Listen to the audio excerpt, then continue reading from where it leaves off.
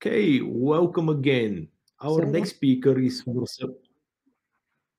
Marcel Fröhlich. I hope I pronounce your family name correct. And he's so it's director of Froehlich. services at okay, director of services at eccenca. He's also board member of the Enterprise Knowledge Graph Foundation, which is a very interesting organization tackling more organizational and process challenges. So they do assessing the maturity level of the enterprise knowledge graphs and their suitability for different use cases. A big welcome to Marcel, who will demonstrate how SME with zero coding can complete entity linking tasks and build a knowledge graph with corporate memory. Thank you. Thank you very much. So, welcome everyone. Um, I will probably split this half hour in 3 parts. I will only briefly show you like 8 slides. I will show you a little bit of software and make the link to what I told you. And then hopefully we'll have about 5 to 10 minutes time to also have Q&A questions, basically Vasil taking up the questions from the chat and from the Q&A and discussing things a little bit. So I try to be very much on the point with this presentation. It's about 2 topics. It's about data linking with our product, obviously, and also about how to structure knowledge graph projects beyond single projects. Because, I mean, we're talking about enterprise knowledge graphs, and the very point of the whole story is reuse. But it's anything but obvious how to organize that. So let me try to move on. Just very brief, because given that I will focus very much on specific topics, I just wanted to show you up front this sort of product slide of our platform that is highlighting that we basically cover the life cycle from building, creating knowledge graphs to also maintaining, exploring knowledge graphs, doing all the cross-cut functionality like access management, API connections to do everything that you can do visually, also programmatically. And then finally, defining certain cuts and sections out of the knowledge graph that you then push forward to some downstream processes in any kind of format, API, or whatever is the need to make this data reusable. So that is what eccenca as a product is about as a whole, whereas today I will only talk about how we structure that stuff and what the heck is linking. So the promise of the whole RDF ecosystem is basically increased reuse of data within the enterprise for what we do. But what exactly is it that is reused? Is it actually data? Is it data sets? I will show you a very entity-centric approach, highlighting building blocks that are not only sort of data products, but also the recipes, the rules and resources that are required to build those data sets, because this is what it's all about. Not everyone's but what he wants to have the same data set, but to align and harmonize data landscapes across large organizations.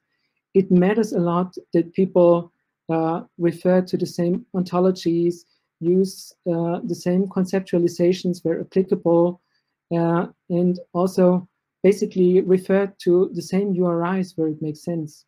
So giving you a glimpse on how that works and what data projects are that generate data products, this is what I will focus on.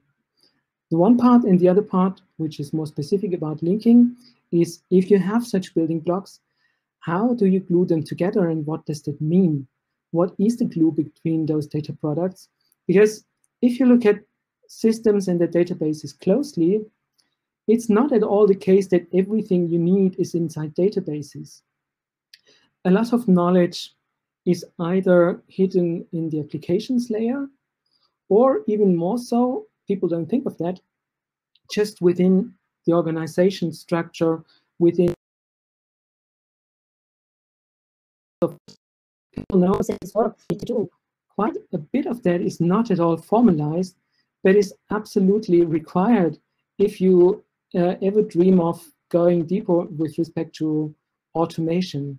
So if you want to take automation to the next level, you won't get there if you don't find the recipe how to get this organizational knowledge down to formal representation into the knowledge graph, where it can then be also used and accessed algorithmically and put into automated processes.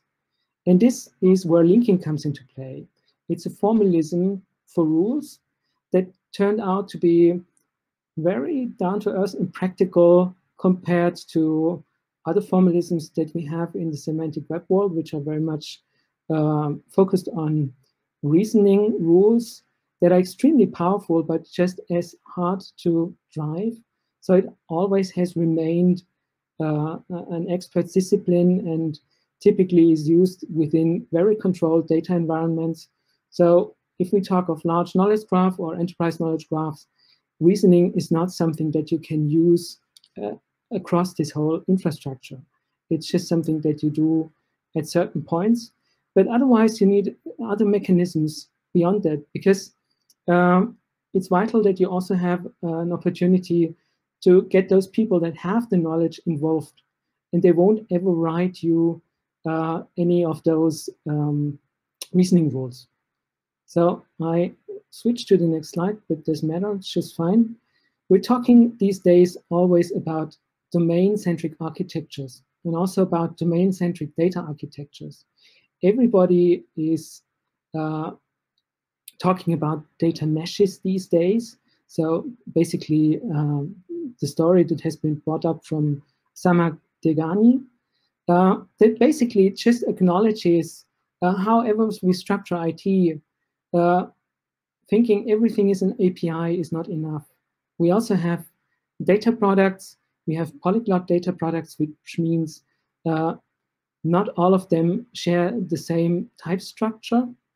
And we basically want them to be discoverable, addressable, trustworthy, self-describing, interoperable, and secure. So these people are not at all talking about knowledge graphs. But if you've been in the knowledge graph space before, you basically think, oh, well, I've heard this before. This is just the FAIR principles that we are talking about. So findable, accessible, interoperable, reusable, and reliable. Yeah, so that sounds good. So we want to have fair data, but how can we do that? So as I hinted before, it's not only about the product. We need to dig a little deeper. But if we have such building blocks like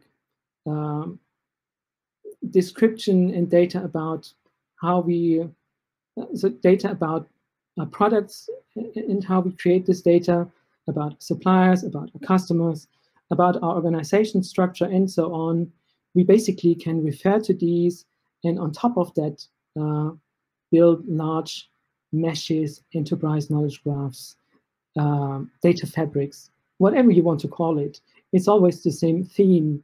You want to have this aligned layer that is independent of single applications, and that provides a sort of coordinated structure with your data that can be used across multiple applications and use cases. So it has different lineages. Some call it data mesh. We call it enterprise knowledge graph.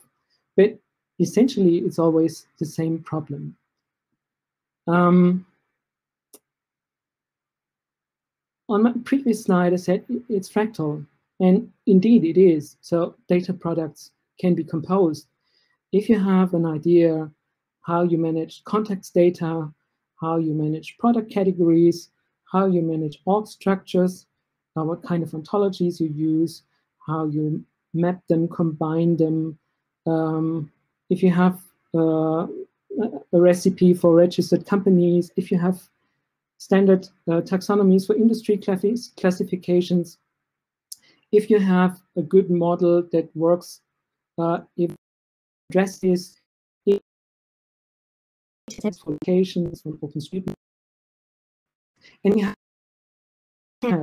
you actually compose all those ingredients, and then obviously still work is required to wire this stuff up to make it fit for individual use case, for example, for customer data. But if you take this route, you can probably reuse a large bit of what you've been doing in these individual boxes in other use cases too. Because if we're talking about customer data, or if we're talking about supplier data, probably a big chunk of the data types, data rules, ontologies, and whatever we need is very similar. It's all about addresses, classifying them, understanding what company they are, in which industry they are. So this type of overlap is something that we need to make accessible, make usable, and bring into the data infrastructures of the companies that we work with. So what we want is not just the data, it's not just the cake, but we also want the recipe and the required ingredients, or at least the links to the ingredients, whatever applies. So we want to know what are the source data sets. Often they can be from outside the company. From which services do we get certain data?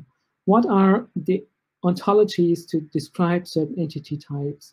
What are taxonomies that are shared across industries? What are the mapping and transformation rules to get from a specific data set into our ontology that we chose?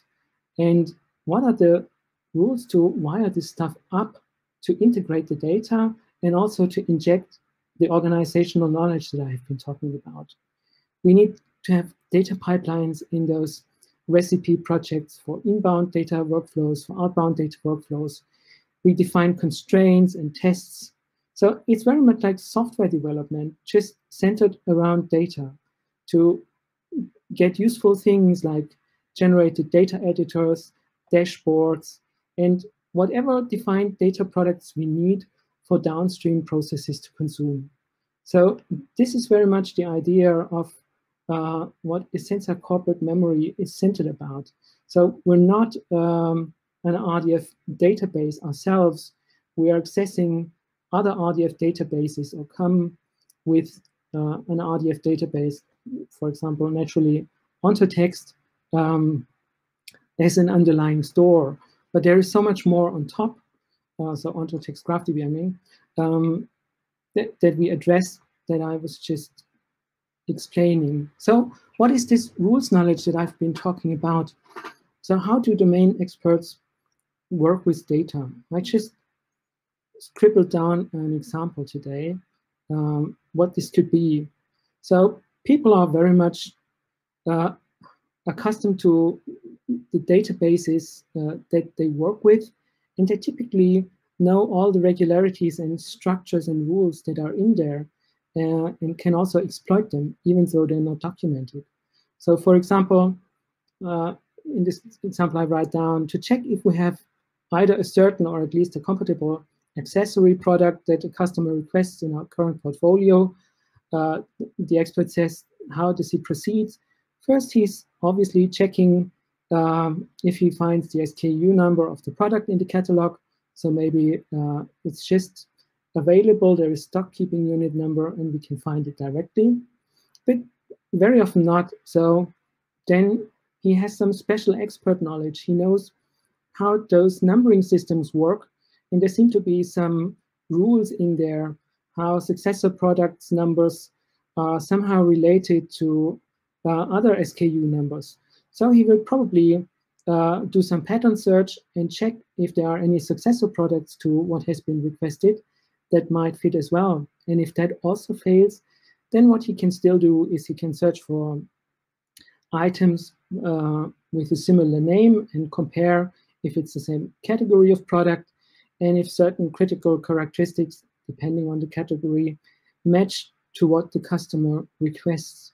So these kind of strategies can be encoded pretty straightforward in linking rules.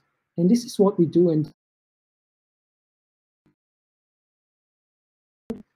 data projects, from small data projects, and to add additional knowledge, basically to make the knowledge graph denser, adding the stuff that is not in the databases but required if you want to automate any further. So back to corporate memory. I already spent half my time on this presentation, which was more than intended. So I'll change the sharing.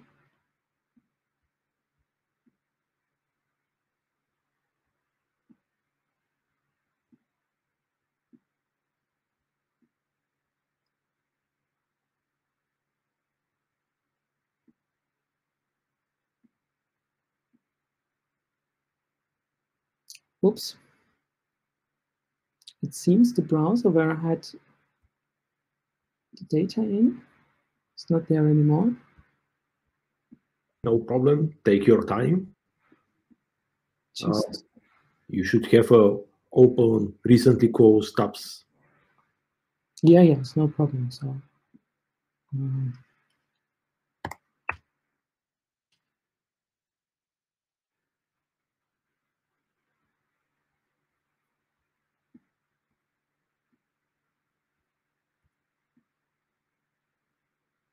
You can see the corporate memory. okay. Just duplicate this tab. Okay, so we're not on the top level, we're in the data integration level at the moment. Just move up. So there is different sections to corporate memory, not all of them are activated here. We're in the data integration part of corporate memory, where we can see the projects that basically include all those recipes. Now here I created a sample project just for the sake of demo. It's called Product Data Integration Demo. And there is a number of workflows in there. A workflow to create a knowledge graph, basically pull in with some rules data from an XML file, from a CSV file, from a product file. And there is some matching to find the right product category for certain products. And I have some linkings, not all of them are in workflows. So one of them is linking the product resource to the category. We can just open that. That's pretty straightforward because as always, there's a lot of regularities in this data. So just let's have a look at how that works. So the linking editor. When we link, we typically have a source. In this example, it's the integrated product knowledge graph. We have a target, the same graph. So it's basically an asymmetric relationship. In the source, we look at the product resources, and in the target, we look at the product categories. And the rule basically says, from the product, just pick the name. From the category, just pick the category label, and then just apply a regular expression, remove everything but the last word, and then do a substring comparison, because it turned out in the data, all the products were like something product category was sort of the pattern of the names. So the category handily was already part of the product name, and this is what we then filter out. So basically this rule says compare all of them, and if they match, then put a categorized by arrow from the product to the category label. This is what this rule says. So this is basically just data integration. And if we go back, I created another one, which is just about compatible products. So I cheated a little. It's the rule itself is not very realistic, but I mean, that's not the point for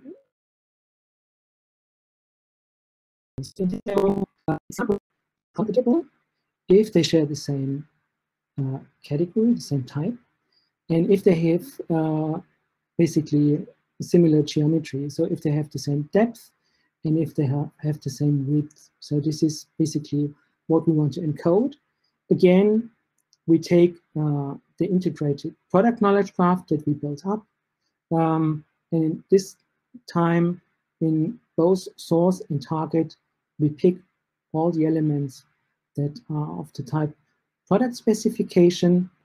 And then again, we create such a reverse tree that ends up finally between a threshold value, something between 0 and 1.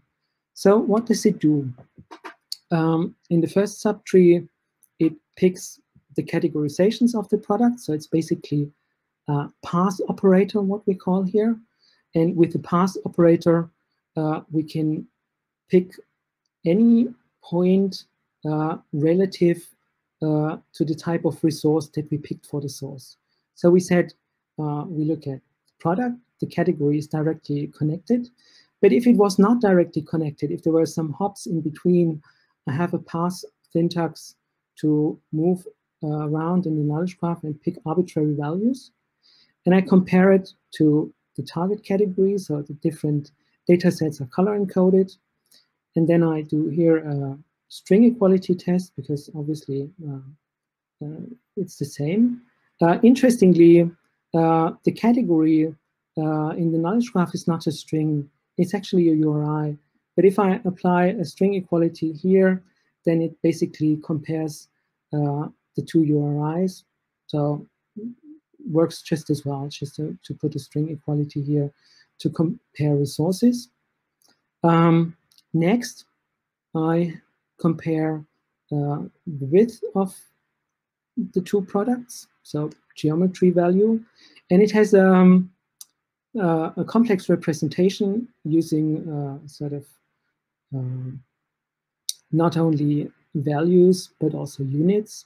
And I made two variants of this just to show that there is basically lots of algorithms here in the library. I think it's like more than 200 algorithms that are here under different categories: transformation, comparators, aggregators, and I can switch between various groups of those, and then just pick whatever I need. So it's basically no code thingy to create those rules with lots of algorithms already built in. And if any custom algorithms are missing, it's no problem. You can use the API framework and add your own to suit your specific needs. So here I actually pick the numbers, the decimal values. If I compare like that, it only works if they share the same unit. So in this example, all the values I think are in millimeters. So it doesn't hurt if I just compare 18 to 25. That's then correct because they're on the same page. So I just do a numerical equality test because I want them to have the same size. In the other example for the depth, I chose a different path because looking at how it was modeled like that the resources that represented certain quantities with values and units then also had names like 22 millimeters encoded in the label. And for example, we have a special operator here to compare physical quantity distances. So this one would even work and provide the correct answer if in the one data point there were millimeters and in the other data point there were centimeters. So that's the kind of stuff that is already comes built in, that you don't have to worry about, that you don't have to start writing any Python programs or code. that can just be pulled on the canvas and wired up. And the last one picks just the resources themselves. That's why they're empty. To say it only says, if I'm trying to compare a resource to itself, then I'm not interested because I don't want to create an arrow from a resource to itself. And then finally, I aggregate here. It's a simple AND aggregation. Basically, all criteria that I apply here have to apply at the same time. And if they do, then a link is created. Let me jump to the link evaluation. So you can see it basically shows me that it had 1,000 entities in here, and it created 72 links based on the rule that we created. And obviously all of the links are 100%. So it can also be very interesting if it's not such a direct close match. And then we can just look at how the rule is executed, how it is evaluated, and what happens on each of the different layers. So here, the one comparison was just a numerical value, and the other comparison was a value with a unit. So, Marcel, do you have any final remarks in order to wrap up, because there are some questions to answer? Okay, sure. So basically, I just showed you a very tiny bit of what is in one of such projects that I showed you in the presentation, and I'm happy to take your questions and provide some answers. So let me look.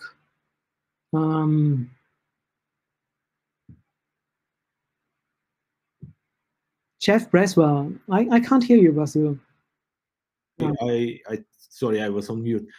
You did a fantastic presentation, and the key insights from the talk was, okay, imagine that you have your internal Kaggle with all the important company data sets which are maintained, and you have something as a visual way of Jupyter notebooks where you can redesign these type of data sets. So one of the Jeff's question was, are not the linking rules just the downstream implication?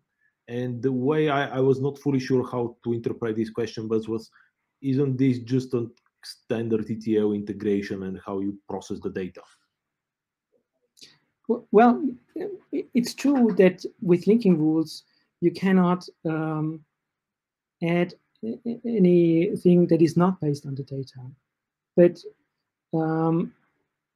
typically, that's not the problem. So usually we don't have not the situation that there is not enough data. There's maybe the situation that there is not the experts there who can interpret the data. But within a domain, people work very much based on looking at the data. And it's just not obvious what they're all doing. So it's those guys who typically have 3 monitors in front of them at the same time. People come by and say, hey, Peter, can you briefly check if blah, blah, blah, blah, something? And 5 minutes later, he comes back with an answer. It's not because he knows something special, but he knows how to look it up. And he works just according to rules that are nowhere written down. Absolutely. And that's what we provide. Absolutely. So the question is about the confidence levels in determining identity equivalence. And I think you have shown a visual editor how to debug basically this type of complex matching rules, which I guess can become currently very complicated. Yes. So you can debug them. So the way of debugging, just to give you an idea, I was just hinting at that. Typically, those that are on 100% or on 0% are not interesting. If you start debugging, you start looking at the ones that are on the percentage somewhere in the gray area and look at some of these examples. And then you quickly realize what individual problems or challenges are, why they didn't properly switch to either black or white. And then you can extend the rule accordingly. You can even start genetic algorithm support, where if you don't know how to build up such rules, the system will help you to build these rules. I didn't show this today because it just would have been too much.